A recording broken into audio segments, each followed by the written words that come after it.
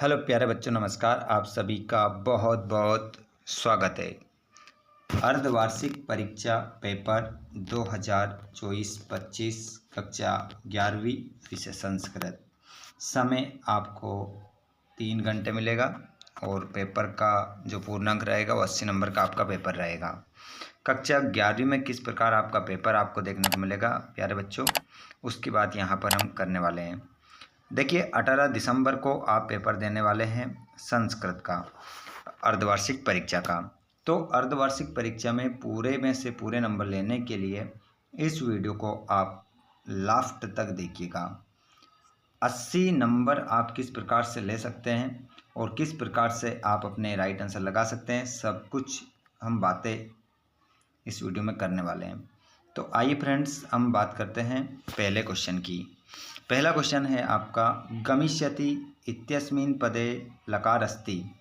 गमिष्यति में लकार है, तो गमिष्यति में जो लकार हो जाएगा बच्चों, वो आपका हो जाएगा लीड लकार आंसर होगा। भवेयु इत्यस्मिन् पदे वचनमस्ति। यहाँ पर भवेयु में पूछ रहा है कौन सा वचन है, तो एक वचनम बहुवचनम, तो राइट आंसर आपका बहुवचन होगा। निश्यामा इत्यस्मिन् पदे धातु अस्ति। निश्यामा में कौन सी धातु है, तो आपका निश्यामा में जो धातु हो जाएगी वो नी धातु आपका राइट आंसर होगा। द्रक्ष्यामि इत्यस्मिन् पदे लकार अस्ति। तो द्रक्ष्यामि में कौन सा लकार है, तो इसमें जो लकार हो जाएगा वो हो जाएगा आपका लट लकार, आपका करेक्ट आंसर हो जाएगा। दुष्कर्म इत्यस्मिन् पदे उपसर्ग अस्ति। तो दुष्कर्म में जो उपसर्ग है वो दुष् आपका आंसर होगा। अधिकार इत्यस्मिन् पदे उपसर्ग अस्ति। तो अधिकार में जो उपसर्ग होगा वो अधि आपका आंसर होगा। चले अगला क्वेश्चन देखते हैं। क्वेश्चन क्रमांक आप देखेंगे, दूसरा वाला क्वेश्चन है ये आपका, सेकंड क्वेश्चन है। राम शब्दस्य षष्ठी विभक्ते रूपमस्ति। राम शब्द की षष्ठी विभक्ति रूप है, तो राम शब्द की षष्ठी विभक्ति जो रूप हो जाएगा वो होगा बच्चों आपका आंसर रामस्य। रामस्य आपका आंसर होगा। रामात में पंचमी है, रामा में प्रथमा बहुवचन है और रमा तो है ही नहीं। साधुना शब्दस्य विभक्ति अस्ति। यहाँ पर कहा जा रहा है कि साधुना शब्द में कौन सी विभक्ति है, तो साधुना शब्द में तृतीया विभक्ति आपका आंसर होगा। कव्या पदे विभक्ति अस्ति। कव्या पद में विभक्ति है प्रथमा बहुवचन, ठीक है, प्रथमा विभक्ति है लेकिन वचन इसमें कौन सा है, बहुवचन है। तो आपके कई प्रकार के क्वेश्चन यहाँ से कंप्लीट हो रहे हैं। आगे देखिएगा, लता भी पदे वचनमस्ति। लता भी पद में वचन है, तो इसमें जो वचन हो जाएगा वो हो जाएगा आपका बहुवचन, क्योंकि लता भी तृतीय विभक्ति बहुवचन है ना। तो इस प्रकार आप आंसर लगाएं सोच समझकर, किसी भी क्वेश्चन को आप गलत ना करें। देखिए, एक क्वेश्चन आपका गलत होता है तो यहाँ से आपके 1 नंबर कम होता है। सदाचार एव परमोधर्मा अस्मिन् वाक्ये अव्ययपदमस्ति।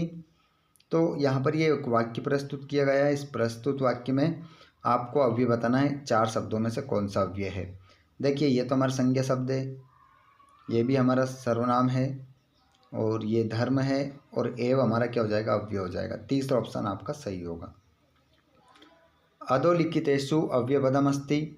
आगे लिखे गए पदों में से आपको ये बताना है कि कौन सा अव्यय पद है। तो यहाँ पर आपका जो आंसर होगा वो आंसर हो जाएगा बच्चों कुत्र। कुत्र आपका सही आंसर होगा। चलिए आगे चलते हैं अगले प्रश्न की ओर। प्रश्न नंबर 3 आप देखेंगे यहाँ, तो आपको क्या बताना है, एक पद में उत्तर देना है। सरस्वती इत्यस्य पद एकम पर्याय पदम लिखत। सरस्वती का एक पर्याय पद आपको यहाँ पर लिखना है, तो आपका आंसर क्या हो जाएगा, वाणी। वाणी आपका आंसर हो जाएगा। तटे इत्यस्य एक पर्याय पदम लिखत। तटे का पर्यायवाची बताना है, तो क्या होगा, तीरे। तीरे आपका आंसर होगा।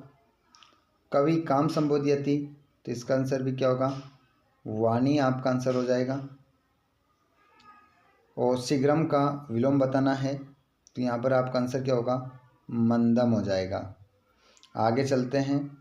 कुत्र दरिद्रता न भवेत्, हमें कहाँ कंजूसी नहीं करना चाहिए, तो इसका आंसर आपका वचन हो जाएगा। आगे हम चलते हैं अगले प्रश्न की ओर।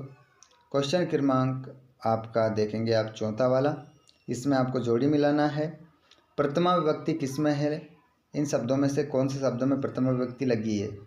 तो कृष्णा में लगी है। द्वितीय विभक्ति द्विवचन किसमें है? तो शिवों में है। और तृतीय विभक्ति किसमें है? तृतीय विभक्ति शिवेन में है। षष्ठी विभक्ति एक वचन रूप किसका है? बालकश। निर उपसर्ग युक्त पद कौन सा है? निर्दोष। पर उपसर्ग लगकर कौन सा शब्द बना है? पराजय।